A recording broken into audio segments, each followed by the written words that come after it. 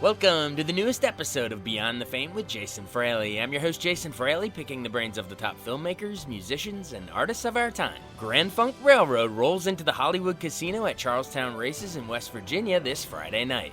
I spoke with founding drummer Don Brewer about the band's biggest hits, like We're an American Band, The Loco-Motion, and Some Kind of Wonderful. Hey, this is Don Brewer from Grand Funk Railroad. Hey, thanks so much for joining us. Hey, good morning. This is it's a beautiful day. I'm down here in South Florida, and it's just a gorgeous day down here. Oh, you're down there in Florida. All right, so you're sort of working your way up the coast towards us, I guess. Oh, I live down here, but yes, we are kind of like weekend warriors. We go out every weekend and play different parts of the country. So this weekend we're on the East Coast. I love it. Weekend warriors. So yeah, speaking of which, I mean, it's been a crazy couple years with, the pandemic and everything. When did you get back out on the road? When did the weekend warrior stuff start back up?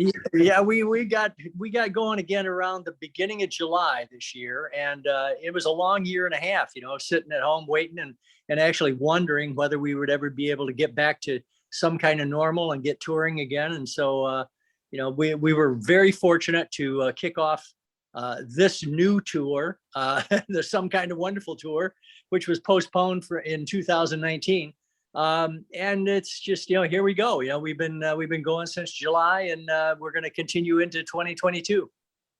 Some Kind of Wonderful. I love it. I mean, that song is in our heads. We'll get to that in a second. But really quick, you said it was a long time sitting at home. I want to know, how did Don Brewer spend the pandemic? What did you do any, did you make any recordings of music at home, or just catch up time with the family, or how did you spend it? I mean, my wife and I were pretty much, we quarantined, we stayed home. Really one trip to the grocery store every week. And that was about it. After a few weeks, I realized, I'm 73 years old. I had to keep everything going. So I started practicing every day, and I kept exercising every day, working out in the gym at night, so it just, I figured, I've just got to keep going and keep optimistic, thinking that things will eventually get back to normal, and I've got to be ready to go when it happens. So that's what I spent my time doing. Awesome. Well, it sounds like you are ready to go. We're excited to see you up here, up in these parts. And I know, just so our listeners know, I believe you're the only original member, like continuous member, still in the band, right? Well, it's myself and Mel Shocker. We're the original members, the original founding members of Grand Funk, and we're joined by some great people. Max Carl from 38 Special is playing guitar and singing lead for us, and Bruce Kulick from Kiss is playing lead guitar. Tim Cashin from Bob Seger's band is keyboards and singing backup. And we've been touring with this particular band now for 22 years. So it's been a great run. We've just had a great time. Isn't that funny how it goes? At the time, you probably, when you're in your heyday, you probably don't think that eventually you're going to combine forces with people from Kiss and 38 Special and Bob Seger. You know what I mean? It's funny who hops on the railroad along the way. Well, it is. I've had some great experiences over my career too. I've worked with Frank Zappa. I've worked with Bob Seger. I was his tour drummer for probably 7 or 8 tours. So it kind of, I loved working with Todd Rundgren. So I've got a lot of friends. I've made a lot of acquaintances over the years, and yeah, you draw on those things as you go through life and go through different incarnations of what your work is. So you draw on those people that. Absolutely. Well, let's we're talking about the original members and the like, but take me back to the very beginning. I know it was officially founded in like 1969, I believe, in Flint, Michigan, but take me into the formation. Like how did the original group of guys actually come together? We had been several bands before Grand Funk Railroad. The members, myself and Mark Farner, had been in a band called The Pack. Mark came and went a few times in that band. And once he came back, we also had Terry Knight as our lead singer, and Terry Knight eventually became our manager as far as Grand Funk Railroad is concerned.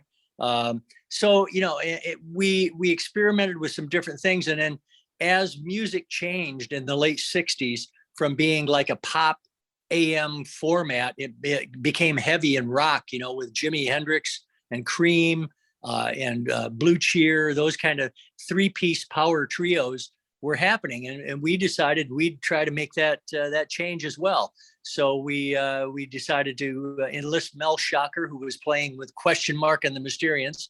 I don't know if you can remember that group, but Question Mark had the big hit 96 Tears. I don't know if you've ever heard that or not.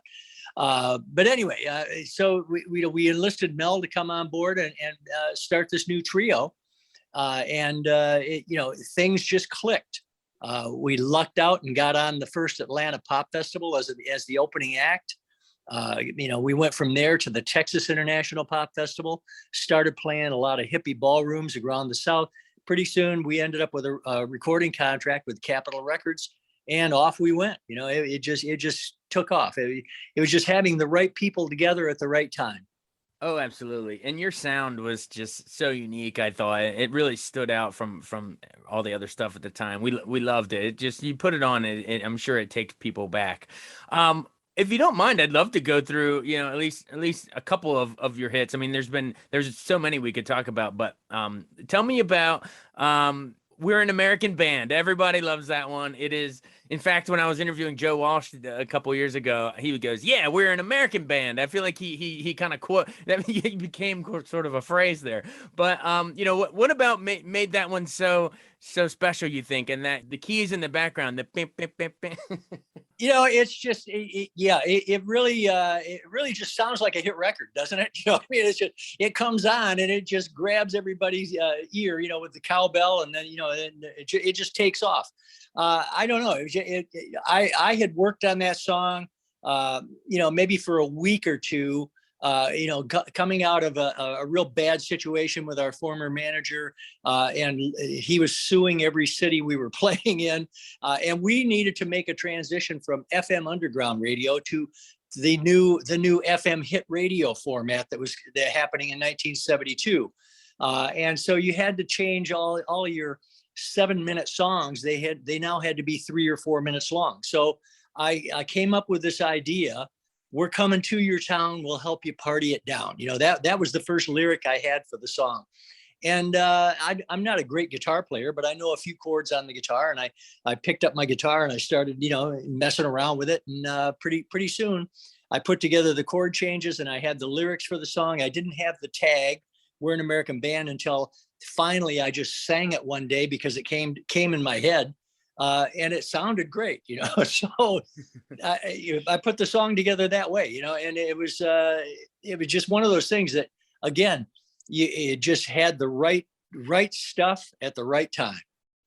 I'm getting goosebumps that here we are, literally, we're talking to the very person whose hands wrote "We're coming to your town, we'll help you party down." I love it. I mean, we've sang it for years, and here he is, folks. You're getting it from the horse's mouth, as they say. This is great.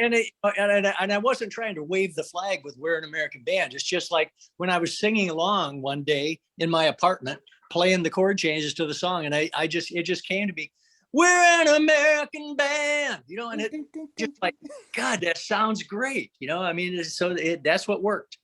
That's what it is, man. It's American rock and roll. I love it. Cool. Well, all right. So then, as opposed to that, which came to you and you wrote that one. Next up, you took someone else's writing, the very famous duo of Carole King and Jerry Goffin, the Loco-Motion. Everybody doing the Grand Noob Dance now. Who did it originally? Was what, Little Ava, I guess. But what was it? What of all the old songs you could have reached back and plucked to do a cover? Why do you think that one works so well? Because you're a railroad in your title, and that's a locomotion. It kind of fits, right? It was kind of a joke, It was we were in the studio recording our follow-up album, Shining On. It was our follow-up to "We're an American Band," which had 2 huge hits. It had "We're an American Band" and "Walk Like a Man." Were both huge hits, and we were in the studio working on Shining On, and we were looking for another song. We said, God, we need one more song, that's like a follow-up hit kind of a thing. And it was just one of those things that, like, the Loco-Motion, Grand Funk Railroad doing the Loco-Motion. It was silly, it was just a silly idea. So we tried it, and we had Todd Rundgren in the studio with us, and he did his magic with all of the sounds on the board, and boy, it was just great. We were going after kind of the same feeling that the Beach Boys had when they did Barbara Ann. They did the song Barbara Ann, kind of sounded like a party going on in the studio. So that was what we tried to do with Loco-Motion, create an atmosphere. It was like a party going on in the studio. Rocking and a rolling, rocking and a reeling, Loco-Motion. Yeah. There you go. No, it's funny how that works. I mean, it's at least for myself. I'm sure there's a lot of other people, whole other generations know that song from you guys, not from the older, early rock and roll version. It's funny how you can sort of change the narrative in a way. Well, very cool, very cool. And then of course, without further ado, even the next album after this, All the Girls in the World Beware. The song we mentioned, Some Kind of Wonderful. It's hard to pick a career song for you all, but I mean, if there is one, I mean, I feel like that might be the one that is most associated with you. But how did that one well, I was gonna say how'd it come to you, but I guess it was written by John Ellison, but for the Soul Brothers 6. But how did you guys decide to do that one? Well, it was kind of a happenstance again. It was one of those things. We were looking for another song. And we were, at the time we were on tour, and we were on the road, and that was kind of our warm up song. We grew up in Flint, Michigan, which was, and we were heavily into R&B. We loved R&B music. And we had a local radio station, WAMM, Wham Radio, that played R&B, and they played the Soul Brothers 6 version of Some Kind of Wonderful all the time on that. And so as we are, getting older and, coming up with new ideas, that was a song that we would do in the back of the limousine as we went from the hotel to the venue. It was kind of our warm up, we would do it a cappella, I don't need a whole lots of money. I don't need a big fine car, and we would just do an a cappella version of it. And one day our manager said, man, you guys should cut that song, so yeah, we did. we cut the song, and it became ours, it really did. Oh, hearing you sing it right here in this interview is some kind of wonderful. You're giving me gold, my friend. That's great. That's great. And then maybe time for one more. You probably know which one, but Bad Time on the Born to Die, the next album. A sort of a different speed, at least how that song starts out. Some Kind of Wonderful is more upbeat. Bad Time is, what is it? I'm in love. I mean, it's sort of a more slower melodic, but how did that song come together? That was, and it was a very poppy song. It was like a pop record kind of a thing. It really doesn't sound much like Grand Funk, to be honest with you. It's just but it's a love song. It really is, and I think most guys, especially guys, can relate to, I must have picked a bad time to be in love, and that was Mark Farner's lyric for that song. I thought it was right on. I think he nailed that feeling for most guys. Oh yeah, absolutely. Absolutely. Well, very cool. Very cool. So, I mean, just remind our listeners sort of, after all that run of hits, remind our listeners, how did didn't the band sort of disband for a while and then come back together in the 80s? Like, how did that all happen? We disbanded in 1976. We kind of got burnt out. We had been touring and doing albums. We did, 2 albums a year and 2 tours a year for 6.5 years, and we just got to be too much, so we disbanded, and then we got back together again briefly in the early 80s with a different bass player. Dennis Bellinger filled in for Mel Shocker, and we did that for a couple of years, and then we kind of put it to rest for a while until classic rock radio popped up in the 90s. And all of a sudden everybody was playing Grand Funk Railroad again on the radio. And so that's when we decided to go back, and we did a reunion tour in 96 and 97. Did a series of concerts that were for the Bosnian War Orphan charity. And we did one in Los Angeles, one in New York, and one in Detroit. And then we disbanded briefly. And then Mel and I got back together and put together this incarnation of the band that started in 2000. And we've been going, like I say, ever since. We've been touring with this band now for 22 years. Wow. Well, thank God for classic rock radio, right? Bringing it, There you go. a whole new, yeah. Full admission. That is when I found it, my friend. Yeah. I was not alive for I was born in '84, so I was not alive for all these great hits that you've mentioned, but my father had them on heavy rotation growing up, and so I'm telling you this, I bring that up to say that the stuff transcends time. Every generation can appreciate the sounds of Grand Funk Railroad. Well, very, very cool. In hindsight, how you've been going for so long. Every now and then you'll make various lists of best bands and stuff like that, but Michigan Rock Hall of Fame and that kind of thing. But what do we got to do to get you in the actual Rock Hall, man? I know you probably don't really care. Every artist is like, I don't pay attention to this stuff, but man, what do we got to do?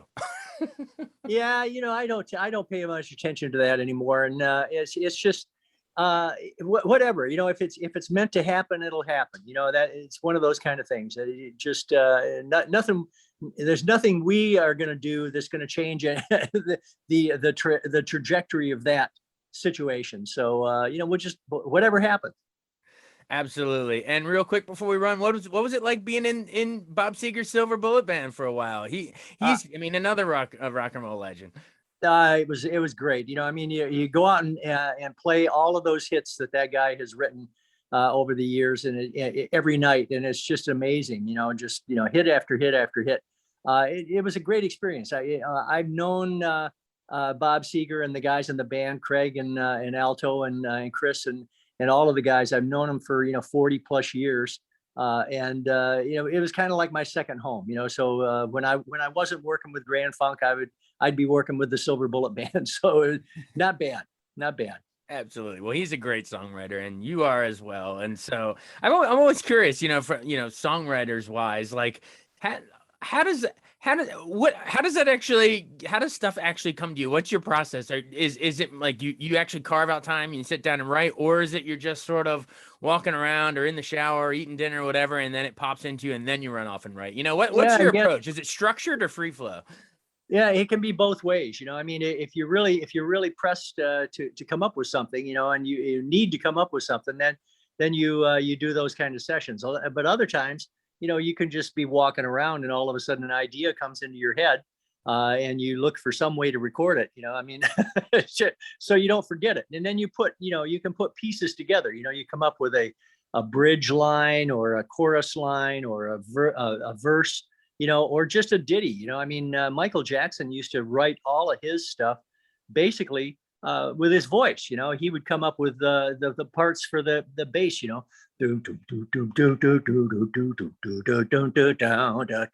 come up with all that by himself, right, and show the musicians, this is what I want you to play. So just ideas. Things that pop into your head. It's so fascinating. Well, we can't wait to see you out at the Hollywood Casino at Charlestown Races in West Virginia. I mean, we're a DC radio station, but our signal reaches the whole, West Virginia, Maryland, Virginia, DC area. So we'll try to. A bunch of folks will hear this and hopefully grab some tickets and head on out there to the Hollywood Casino. Thanks so much for joining us, Don. This was so much fun getting to chat with you. Thank you very much. It was great. I had a good morning. All right, well, go have a good afternoon now. I will. Thank you. All right, talk to you soon. Thanks so much for joining us on Beyond the Fame with Jason Fraley. Remember to hit the subscribe button and give us a 5-star rating if you like what you hear. We'll see you next time.